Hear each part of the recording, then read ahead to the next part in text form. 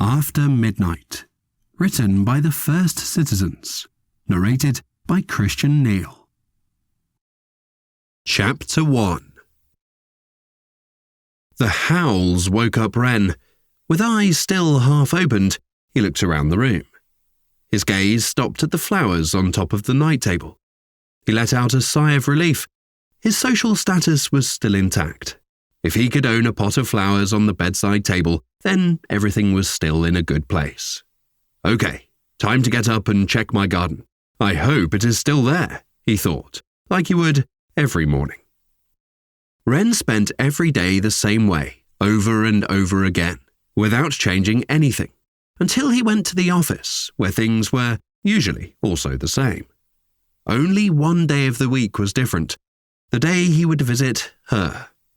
That day was just that, not more important, nor worse or better, only different.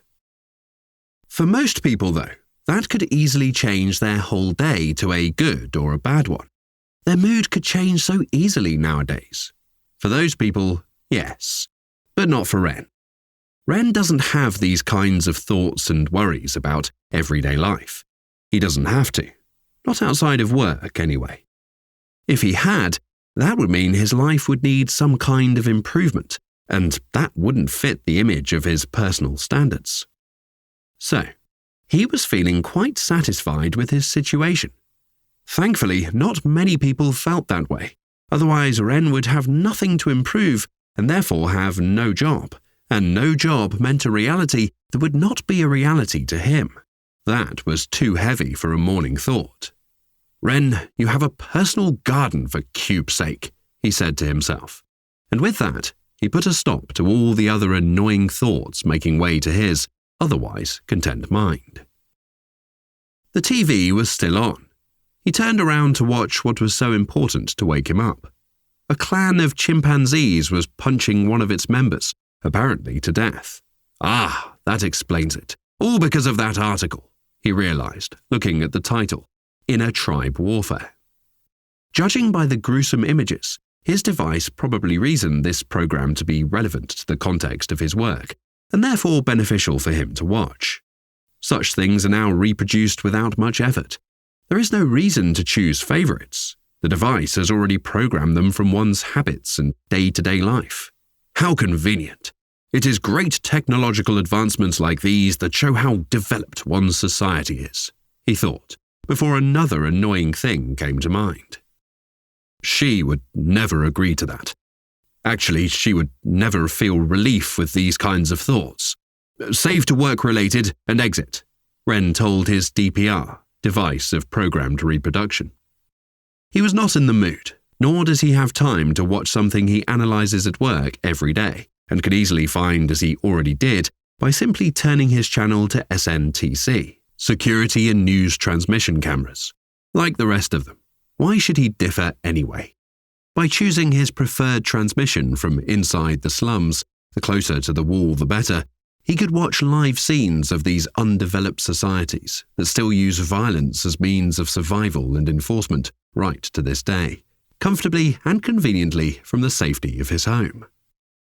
After all, since a human is the most inventive animal of all, he can easily surpass any other creature in innovation and achievements. It would be absurd for him not to be innovative about this also. For this, he has long since overcome and modified any animalistic act he can make an example of, to inspire the most exciting, agonizing, or barbarian form of violence suited to his frame of mind and circumstance. Even if he would only be given an amoeba, he could still find an associative pattern to deprive from that poor, boring creature, to use and brutalize someone accordingly. No, there was no need for animal documentaries. After all, the real jungle is right here in front of them. It was always in front of them, easily accessible at any time, anywhere. This new form of entertainment was crawling around with easy access, waving at them almost from every DPR in town. Restaurants and trains, waiting rooms, sometimes even street screens. Along with boring advertisements of the IA's new feature updates brought to the market almost every 3 days. Only teenagers are interested in changing those all the time, and calling it android's intelligence nonetheless. He could not understand these people. Is your android stupid if it is not green or blue or something? He wondered. They all look like those stupid mascot-type characters. Those personas were featured in some peculiar cartoon imitation show, broadcast in one of the DPR's special issue of old cinema classics, and teenagers were loving it right now. I, for one, would feel really embarrassed if I had something so shameful with me all the time. Oh well, that's the point, I suppose. To take it out on their IAs and not themselves all the time, he thought. There are better things to watch on the OWC, Old World Channel, than stupid kids shows. These in-companies would copy anything these days. He started walking toward a small room inside the apartment with a big window and many different plants. His personal garden, while thinking about this stuff. He had to water them before anything else. Animals and nature documentaries, spectacles, and such a great spectacle, this garden. He got lost in admiration while watering his plants. He felt safe here. At least I live at a safe distance from those people. There are some places no one would like to approach, filthy and dangerous. They're human, but they were not humane or elegant. How could they be, when they don't have a single living flower or even a plant down there? He made sense of the fact they couldn't have. Plants and nature are for sophisticated, advanced creatures. His mind wandered while getting in a daydream, creating images of landscapes so rich in colour and abundance. And to think they believed their nature was diminished then. He sighed and moved on to choose the plant he would take with him this time. He looked out the window. Only lights he could discern, small red lights everywhere, as far as the eye could see, and the sky, as always, a dense fog, as if you had waves of dark, thick clouds permanently between the buildings. He wondered if other people could see something better compared to his view, in the upper class maybe. Or did this deep, dark reality exist no matter how tall the building or how high the apartment is? Cube. Record these images and new creations from old nature, green landscapes, animals, and the view from upper-class windows. Save to red window. His cube light switched from green to red while executing the command. No, not in old scent. I told you, red window folder. Unable to complete. Preferred folder. Creating new. Before our time, said a clear, dry voice coming from his cube. Wren sighed as he approached and lifted the small cube-shaped device about the size of half his hand, with the indicator light in the center, to complete the save manually. He knew that later he may find the saved images in the other suggested by the cube folder. After the latest updates, cubes were taking even more initiatives than before. Usually this would be considered a good thing, but now it was the third time he had had to set it in his preferred folder, and he found it a bit bothersome. Maybe the cube needed time to adjust to his best-desired mindset again. That has happened before, or was he the one who adopted the cube's more suitable suggestion settings? He could not recall. If he got used to them, they wouldn't bother him anymore and would eventually become his choices as well. So, whether it was Cube's first and then his own, or the other way around, was of no significance to him. Chapter 2. Wren headed towards a building, somewhat larger than the rest in this area, constructed from grey granite with hidden windows. Like most of the city's buildings, the design was a mix of brutalist and minimal architectural styles. From the outside, it didn't look like an institution, more like an elegant confinement box, cold and colourless, absent of advertisements or DPR screens along a good part of its exterior. Most of the city's buildings go for miles and miles down and upwards. One can only see rooftops if he's looking from one of the town's borderline constructions, facing down at the slums. In the middle of town and uptown, what is projected or advertised in the surrounding area of one's eye level, and for a good distance of 7 to 10 metres above his head. Those advertisements would get nullified, filtered, and customised by his cube, so as not to confuse and annoy the person standing on the street. Wren, from his spot, could see multiple counts of appropriate advertisements at the appropriate height, A great new feature of city's life improvements using Cube's full potential, he thought while looking up. Standing at the entrance, he heard someone calling out to him. "Ren! Ren, is that you? I'm glad I ran into you on my first day out," shouted a person quickly coming towards him. "Sal, how are you? I heard you had a serious incident," he asked, adding a little more excitement to his voice than he actually felt. "Oh, I'm fine now," Sal replied. "Glad to hear it. What happened?" he asked, even though he already knew about it. He had heard it from one of the other guards at the institution. "Well, you see, every Tuesday I sit with one of them and play chess or some other game. As you can guess, it is anticipated they would agree to play upon any request, and I must kill time somehow. It gets boring just looking at them." He said that like it was a cool thing to do. "True," said Ren, thinking that what Sal did was probably quite unethical. He just thought about it, of course, as an observation. He didn't care enough to deal with it or do something about it. Besides, Sal wasn't working in his interested wing, so he was quite indifferent about the fact and him in general. "After a couple of hours after the game started, I got tired and bored, so I just stopped it midway. I don't need to give an explanation now, do I? And for a game that could very easily be thought of as me playing with an empty chair. That was also my response when asked to finish what I started, and with an attitude, nonetheless. From that point on, I don't remember much. A loud buzz, and then I probably blacked out. Woke up in the institution's hospital with a headache and completely disoriented. As you can guess, at first I got consumed with panic, but then I slowly began to accept what happened somehow. I'm quite better now, even though I'm not able to return to work yet. I came in today to renew my leave and I bumped into you." Ren looked at the spot where his ear used to be. It seemed a bit strange. Why hadn't he already had an artificial implant? Sal turned his head a little to the right so Ren could have a full view of the scar when he noticed him looking. "I see, so obvious."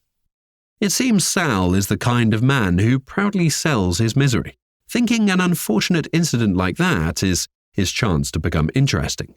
How boring. And such misfortune to have fallen upon Ren. He does not care about other people's misfortunes. I guess as soon as there are some who are no longer interested in that hole in his head, he would go get it covered, he realized while Sal kept talking. "They transferred me to the medical centre, a very nice hospital with very nice staff. Their IA is first class," he said, smirking and emphasizing the word nice. "Unfortunately, the security team that came to my rescue was unable to salvage my entire ear, but I was told that it was no longer needed and that they will collect all the information from my cube. And all paid by the Foundation. I imagine they don't want the rumours of one of them fuckers trying to murder a security guard to leak," he said with fake agitation. Ren had gotten bored with him. He held on and nodded. He didn't want to get into it by telling him that if one of those fuckers, or non-empathetic individuals, as was the polite way to call them, wanted him dead, it wouldn't bother to let him live with an easily fixed injury. It probably didn't care about Sal's comment either. It got bored of him much quicker and tried to keep its patience. Just like Ren from the start of his encounter. But fortunately for Sal, he was not like them. Although he didn't feel any sympathy towards him, he was able to pretend, and he had a garden to care for.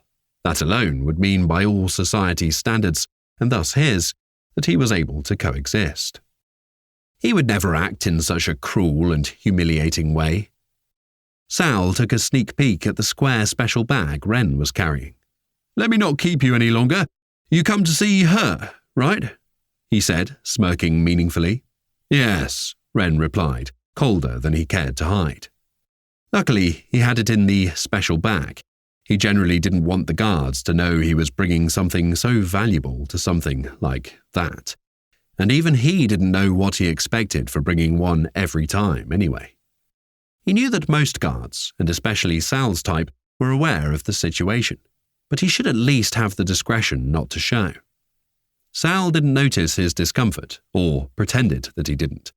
Either way, he bade him goodbye, making another not-so-subtle remark about his predicament, and finally leaving Wren to continue his way into the colourless building. Chapter 3. Wren stopped in front of a nice black door. Today it was room 3. 3, as the sign read.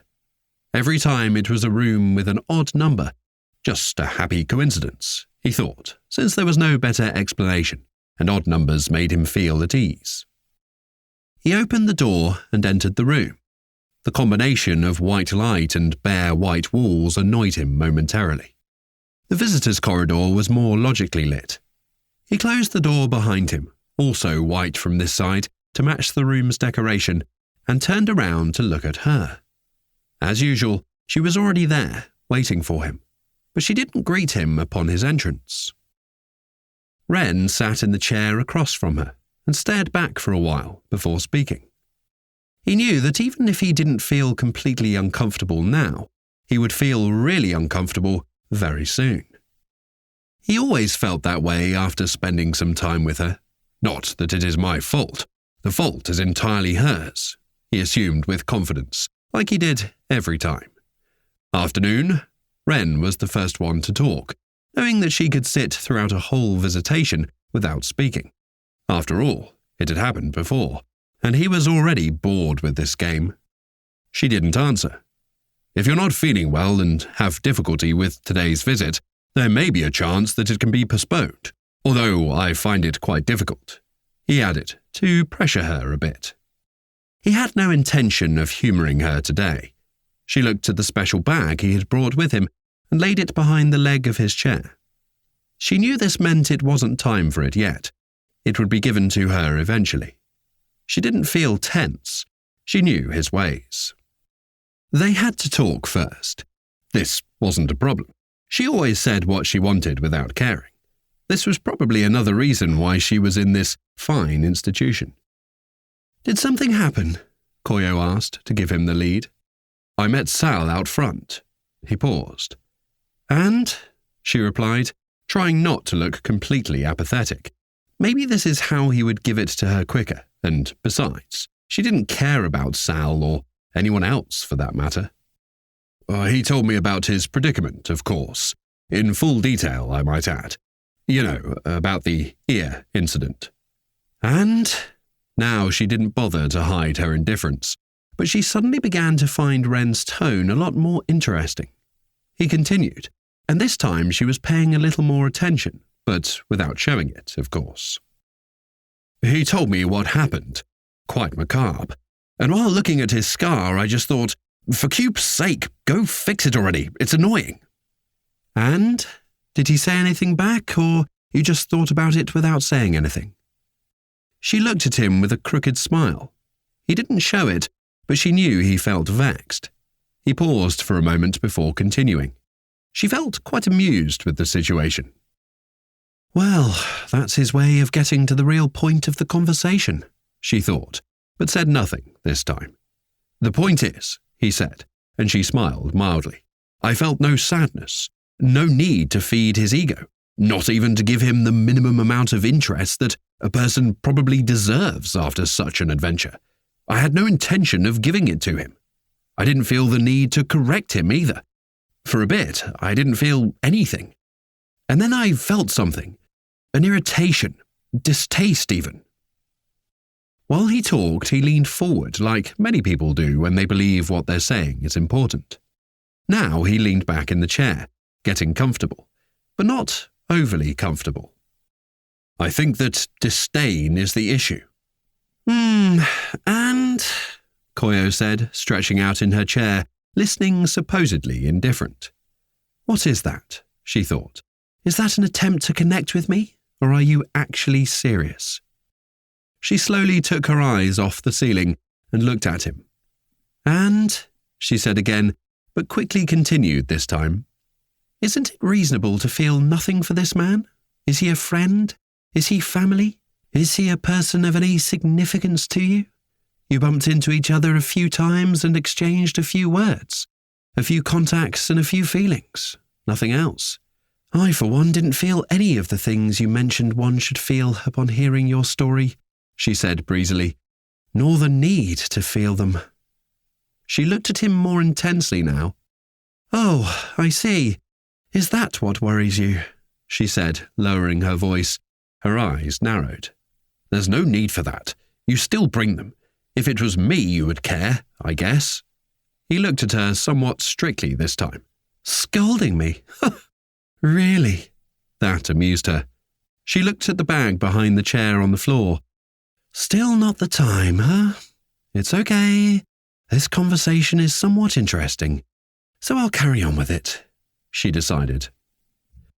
"What happened to him is monstrous. Is that what you think?" "Isn't it?"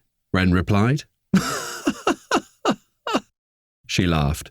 "Every day you analyze people's behavior and emotions so you can feed the results to others for exploitation. Quite monstrous in my humble opinion. Not that I ever intended to do anything about it." "It's for everyone's benefit." He realized the trap he had stepped into the moment he said it. And fuck, Koyo knew. "Oh, that is so sweet. You're still trying that on me and yourself, but still saying it, still pretending. True, it is the polite thing to do in a civilized society, but it's not for everyone. Let's agree on that. Improvement isn't for everyone. There is no point attempting it for people who are not capable of benefiting from it. Your words, not mine. Every day you ignore someone's existence because of your selective choosing of competent people to benefit from your little improvements. Or is the very refined entertainment that you choose to watch every day also for everyone's benefit? Couldn't that easily be considered monstrous by some?" said Koyo slyly. "Again, not that I intend to do anything about it." "Some? Not you. Tell me, do you have any awareness of these people? It's not like you ever gave a second thought about them or wanted to defend them," he threw back at her in a harsh tone. "Ah, consciousness, you mean, Wren. Understanding is what you would like me to be, even if it was for something as insignificant as this?" She used her breezy, apathetic tone. Her interest in the conversation had already ceased. He misread her again. He thought she had changed a bit, but that last comment threw him off. She may change again. Learn. It's a possibility.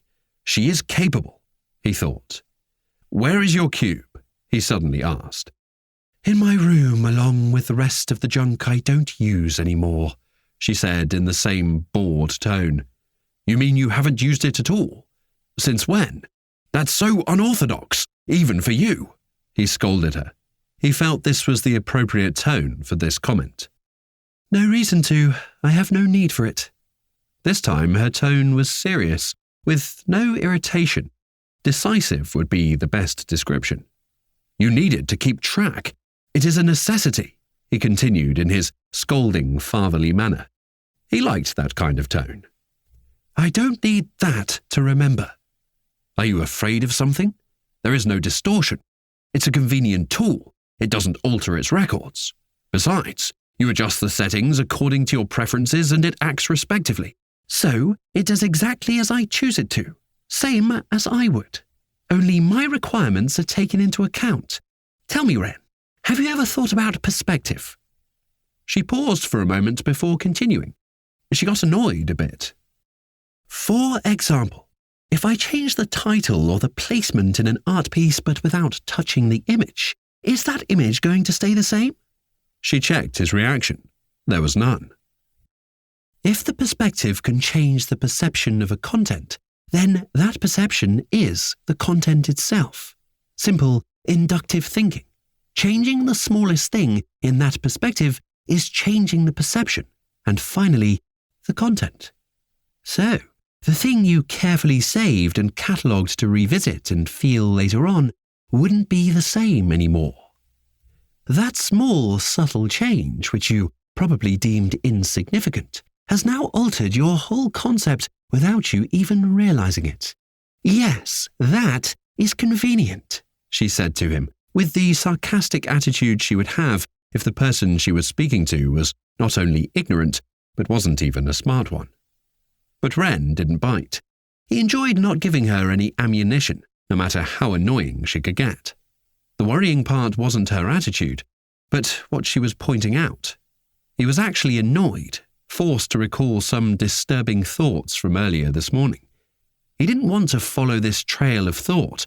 He had already decided he was complacent with the latest display of independent suggestions his cube was bringing into his life. "Interesting," he managed to say without losing his composure. "If that is how you feel, is there anything else? You didn't have any similar incidents here on your wing?" He changed the subject. "No, you don't have to worry about such things, and if there were any, you would already know." She felt bored again, and a bit disappointed, or maybe sad. She knew he avoided her again. He was about to speak, but she interrupted him. "Could I have it now?" she said, pointing with a nod to the special box by the chair. Yes, he felt it was time. Wren stood up and carefully lifted the special bag to rest it on the coffee table in the corner of the room. Koyo followed him with her eyes. She was unusually calm. That drew his attention. He opened the bag, revealing a medium-sized pot with a not-yet-in-bloom spider lily. "It's real, you know. It's alive. It's not fake," he told her, while giving it to her. "It always is," Koyo said, carefully taking the plant in her hands. "Do you think that if you spend some time with your cube, you might come home at some point?" Wren took the opportunity to ask. He thought the prospect of having a garden could be tempting. "No, I don't need to go home. I prefer to be free," Koyo said calmly, almost gently. "What do you mean free? You're in an institution, for cube's sake." It slipped out. He couldn't understand a thing today. He opened his mouth, but a knock on the door behind Koyo and the guard entering interrupted him, while he didn't have anything else to say. "Your time is up," said the guard. Koyo picked up the flower and walked away. Her back was turned to him until she reached the door. "Wren," she said, and turned to face him. "Wren, do thoughts give birth to needs, or needs give birth to thoughts?" she asked him smoothly, as the guard closed the door behind her, indifferent to the whole situation and Wren's baffled expression. Chapter 4. "What should I put on the paper?" said the first employee. "Whatever you want. No one pays attention. Not for them, anyway." The two employees made small talk while smoking. They were alone now. What happened today, not common but not unusual either, was not disturbing for them. They would be more upset if the cigarette would accidentally fall from their hand and they had to light a new one of them more than the other. But not for this. They did not care about this, like so many others wouldn't. Like Wren did not care when he heard about Sal. What's upsetting was having them come all the way down here from the uptown office at this hour. A small balcony that the facility guards had decided to use as a smoking area so as not to go all the way across the visiting rooms and out into the alley was now used by the two company employees, who knew their way around this institution. "When will it be delivered back to the company? Because it said so in the statute," said the first employee. "Today. Let's get rid of this as soon as possible," he added, seeing the other one putting out his first cigarette and lighting a new one. Okay, let's go," he replied, extinguishing it after the stare he got from his colleague. Although his co-worker was friendly, he guessed from his attitude that he had better treatment in the company than he did, even if he wasn't high in rank. He was not a smart person. He was smart only for these things. "I'd better not risk it," he thought, as he walked in again to fill out the necessary form and record the scene to the corporate cubes category analysis. "Time for the report?" he asked. 11:59. "Should I log it as an accident? How would you register it, so that we don't get in trouble later?" he added, playing it ignorant. "No, it was recorded by both her cube and the staff. We have already notified the father to come as soon as possible. I hope he doesn't take long, and he doesn't have any questions." "What questions?" said the second one. "Clean suicide. I'm logging it in right now." Chapter 5. Wren arrived about 2 hours after the unexpected phone call. He lives on the other side of the town, but not 2 hours away. He took his usual route, just as he had done on every visit, following each guard to each designated room where he would meet Coyle. Last time it was room 3, and now he arrived at 11, again with the odd numbers. The guard just threw him a cold, "It's open this time," and walked away looking really bored. He entered the room. It was not much different from room 3, except the coffee table was not in the corner but between the chairs, as it should be. The light seemed a little brighter, but it could be his imagination. There was no reason for the lights to be different. "Good evening," said the employee that seemed to be in charge, pausing briefly and continuing quickly but without showing haste. He knew what he was doing. "Her stuff is all here," he told him, giving him a special square box, one that is used to carry plants. Wren recognized it. "And her cube?" Wren asked, looking at the second clerk who was just sitting with his back resting against the wall, seemingly listening but doing nothing in reality. The employee in charge left a sealed cube with no light in the middle on the coffee table. "Please leave your digital imprint here," the clerk told him, gesturing towards the other one who came holding another cube, projecting an official document. Wren looked at him without making any attempt to move and glanced at the transparent documentation presented to him. He knew what it was. He had proposed this improvement for corporate cubes to store and share documents with official stamps. He had no reason to doubt it, so he signed, putting his thumb down the right. He stayed silent for a moment, then asked abruptly, "How did it happen?" This time he paid no attention to the other employee, who seemed eager to leave. "We don't know the exact details, except for the fact that the night guard found her in a bathtub full of photographs after she was noticed missing from the evening check. But if you want more information, you can ask the guards." "Photographs?" He sounded perplexed. "Hard copies, thrown out, most of them ruined by the water, of course," he said to prevent him from asking. "They are stored in the cube anyway," said the clerk, putting his hands up in a "who knows" gesture.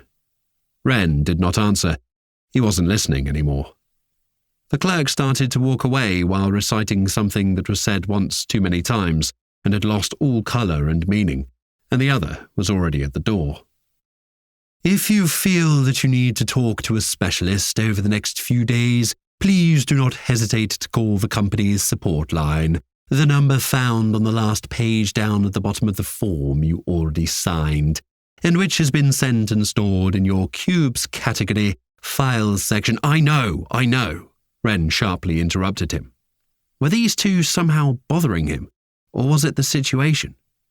Being here in front of them, the two employees did not pay any attention to his annoyance. Their work was done, and they just left the room without having the discretion to close the door behind them. Passing the corridors down the guests' elevators and emerging from the building, the one with the stupid, carefree expression on his face said, "Well, that's done. Care to go for a drink?" "I have plans," said the other one, turning his back to him and walking away. Chapter 6.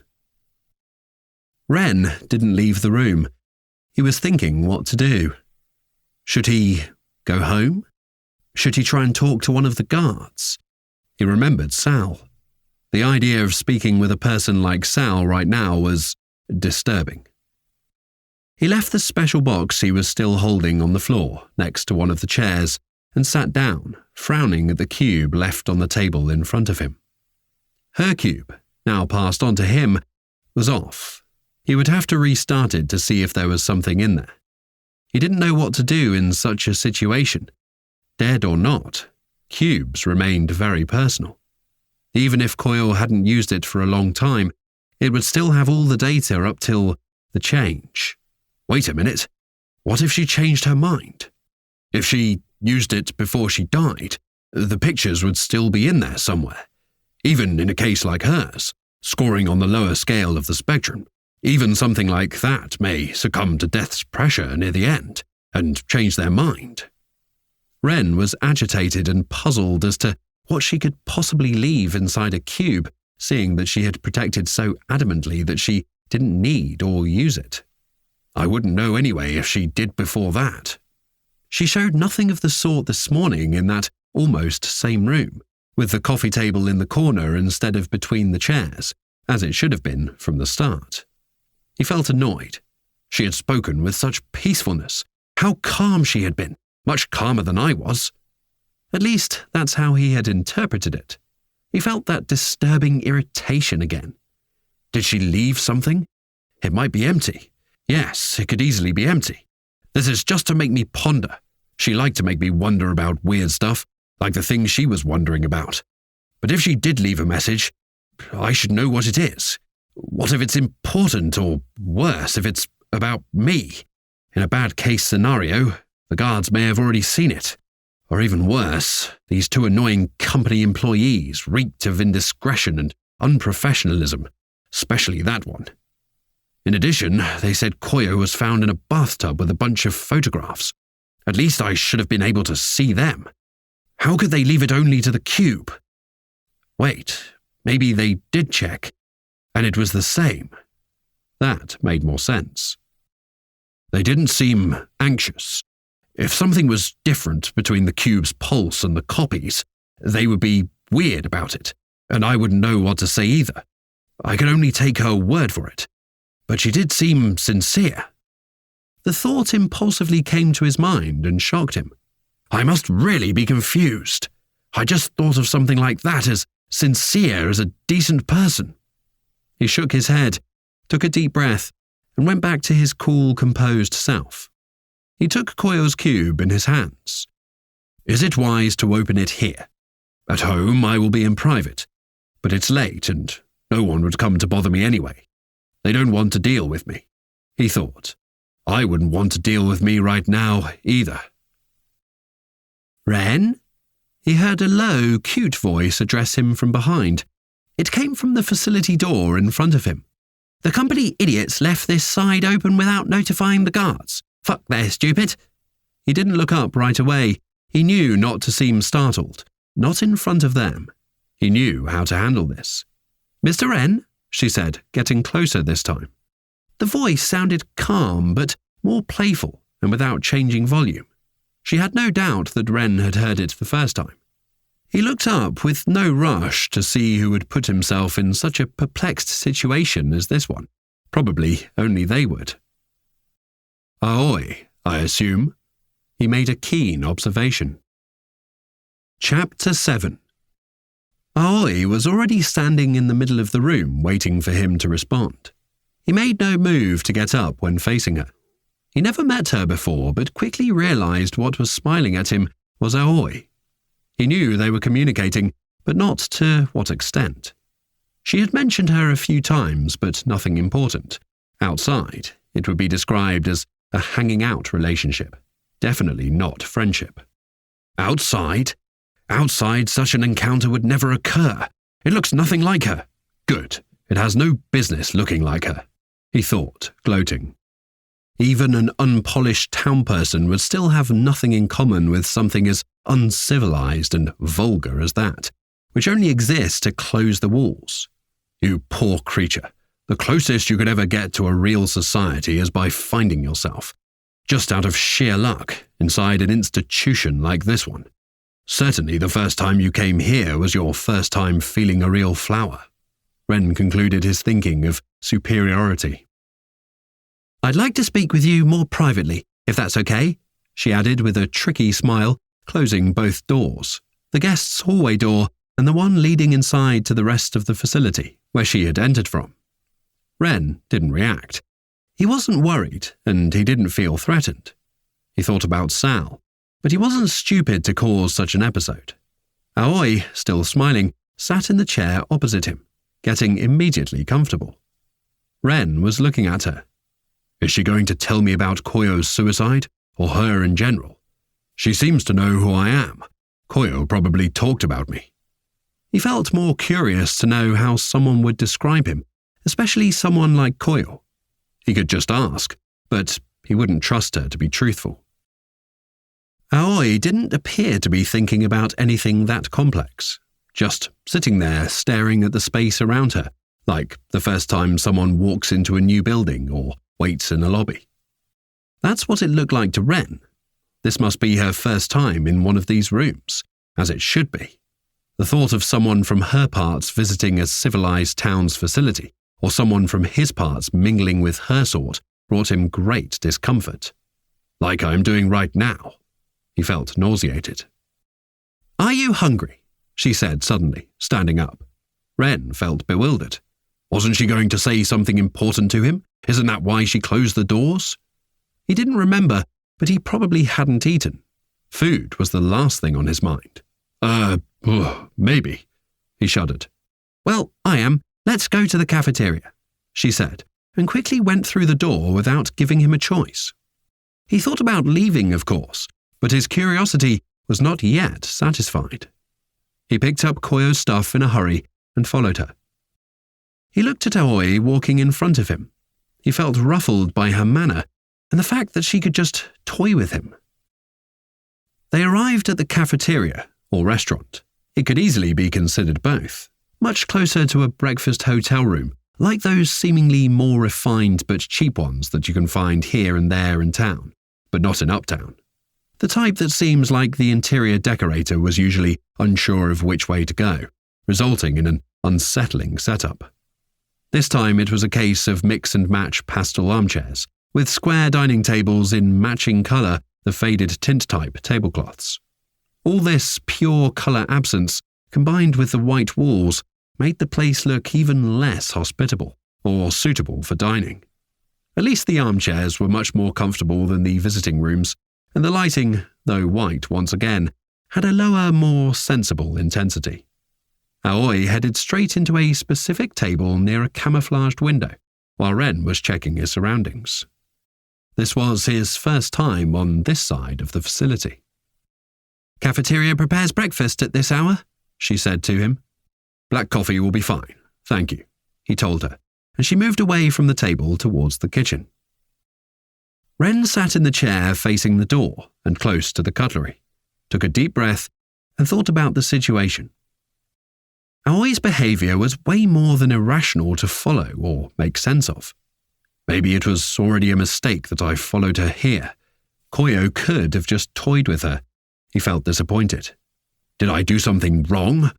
Could I have prevented it or delayed it in some way? And why now? Why today? She didn't seem unhappy, she seemed content. He understood nothing. Aoi returned to the table, rested the coffee in front of him, and put 2 plates filled with various types of food, both sweet and salty combinations, only in front of her seat. These could only be found in a well-prepared buffet. She sat down and turned to him, looking pleased with the whole situation. "Well, at least it has some interesting points," she said happily. Wren was confused.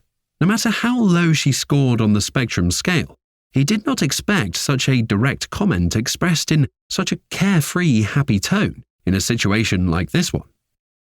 Was Koyo's death such an indifferent fact for Aoi? If so, even if she knew something, she'd only use it to annoy me or entertain herself. This attitude of indifference fitted Koyo's reaction to similar situations perfectly and made him feel very unsettled right now. Her score must be lower than Koyo's. Even here, your distance with her is as much as the Uptown is from the walls.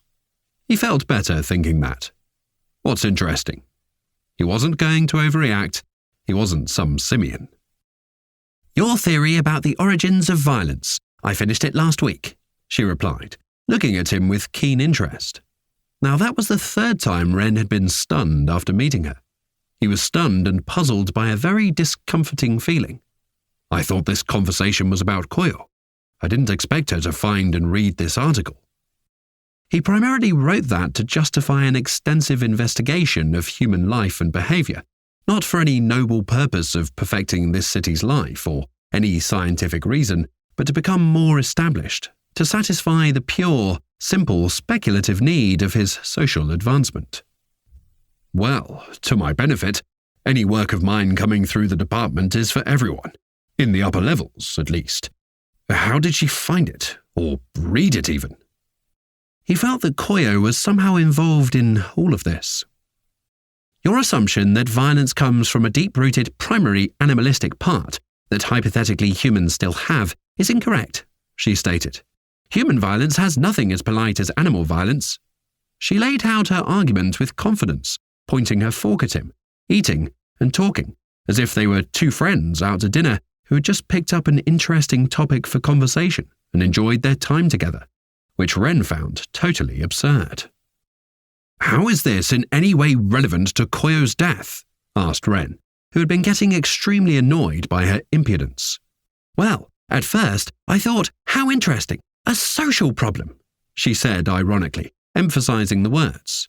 "You also wrote at one point that the environment shapes our perspective, and it is nothing more than perspective that determines our actions for good or bad," she said, quoting Ren word for word from his article. Ren rose abruptly from his seat. "I don't intend to keep up this farce. You're not even worth sitting here for the laugh, let alone having the insolence to offer an opinion," he threw at her, grabbed Koyo's things, and ready to leave. Aoi, seeing his reaction, practically choked on her food by bursting into loud, rich laughter, which angered Ren even more and reinforced his belief that Aoi was one of the lowest on the spectrum. "The stupidity you have in your hands hasn't already given you the answer you're looking for?" She threw back at him, smiling and looking meaningfully at the cube he had picked up. He was under the impression that she didn't mean this specific cube. For Aoi, Ren's changing expressions from undecided to furious and confused were so funny she ended up falling off her chair, but she still didn't stop laughing. This time, Ren strongly felt the need to become violent with her, and just for the right amount of time, just for as long as needed to reach that newfound point of satisfaction he could only achieve by letting loose at this moment. "I'm not wasting my time with a wall child," he threw at her with disgust over his shoulder while walking away. Two guards heard the commotion and passed by him towards her in a hurry, just in case. They didn't want another Sal incident. They approached Aoi with a stern look in their eyes, but she stood up with a relaxed smile on her face and walked away towards the kitchen, paying no more attention to any of them. Chapter 8. Ren was back home. He had spent the last few hours examining Koyo's cube to no avail. He had searched everywhere. He had tried, looked at it over and over again. Now he was staring at it one more time, but it was purely out of desperation. He couldn't find what he was looking for. Why was the only thought that ran through his mind. Why? He said to himself once again while lifting his gaze from the cube after many hours. He blinked tiredly and looked around the room. His gaze stopped on the clock behind the flower pot that sat on the bedside table. "Ah," he sighed, staring at the time. 11:58, he murmured. The end.